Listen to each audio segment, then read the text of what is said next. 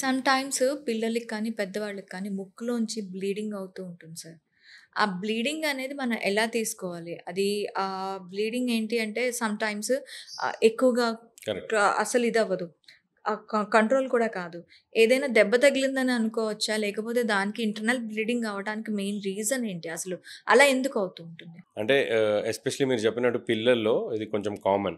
Like సమ్మర్‌లో గానీ, dry ఉన్నప్పుడు యూజువల్‌గా హ్మ్. నోస్‌లో కొన్ని బ్లడ్ వెసెల్స్ చాలా ప్రామినెంట్ ఉంటాయి ముందు. హ్మ్. సో, డ్రైనెస్ వల్ల అవి ఓపెన్ అయిపోయి, మనం ఇట్లా టచ్ చేయంగానే ఓపెన్ అయిపోయి బ్లీడింగ్ అయ్యే ఛాన్స్ ఉంటది. రిపీటెడ్‌గా అవుతుందంటే అది చెక్ జేసి దానికి మనం ఏదోటి మెడిసిన్స్ గానీ, లేదంటే ఒక్కొక్కసారి జస్ట్ చిన్న కరెంట్‌తో దాన్ని బర్న్ చేసేసి క్లోజ్ చేసేస్తాం. పెద్దవాళ్ళలో యూజువల్‌గా బ్లీడింగ్ బీపీ రిలేటెడ్ ఉంటది. బీపీ ఎక్కువయినప్పుడు ముక్కు వెనక సైడ్ ఏమైనా బ్లడ్ వెసెల్ ఓపెన్ అయిపోయి బ్లీడింగ్ అయ్యే ఛాన్స్ ఉంటది. అండ్ ఇవాళ రేపు చాలామంది పేషెంట్స్ ఎస్పెషల్లీ బీపీ ఉన్నవాళ్ళు, హార్ట్ ప్రాబ్లమ్ ఉన్నవాళ్ళు బ్లడ్ థిన్నర్స్ మీద ఉంటారు. లైక్ యాంటీ ప్లేట్లెట్స్ అంటాము. హ్మ్. ఆస్పిరిన్ గానీ, క్లోపిడోగ్రాల్ గానీ ఇటువంటి కొన్ని మెడికేషన్స్ ఉంటాయి. వాళ్ళ బ్లడ్‌ని క్లాట్ గాకుండా బ్లడ్ థిన్నర్స్ అంటాం. సో దట్ వాళ్ళకి స్ట్రోక్స్ గానీ, హార్ట్ ప్రాబ్లమ్స్ రాకుండా ఉండడానికి. సో వాళ్ళకి బ్లీడింగ్ ఎక్కువ అయ్యే ఛాన్స్ ఉంటది.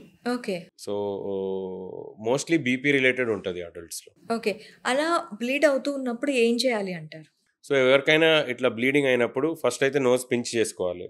ఎందుకంటే మీరు వదిలేస్తే ఆ బ్లడ్ వస్తూనే ఉంటది. యూజువల్‌గా యాంటీరియర్ బ్లీడ్ అంటాం. అంటే ముందు స్టార్ట్ అయిన బ్లీడ్ మనం మనం పించ్ చేసి పట్టుకుంటే అండ్ ఐస్ ప్యాక్ పెట్టమంటాం ఇక్కడ పైన. అంటే ఒక చిన్న ఐస్ క్యూబ్ కర్చీఫ్‌లో పెట్టి ఇక్కడ పైన పెడితే ఒక 5 మినిట్స్ పట్టుకుంటే బ్లీడింగ్ మోస్ట్‌లీ ఆగిపోతది.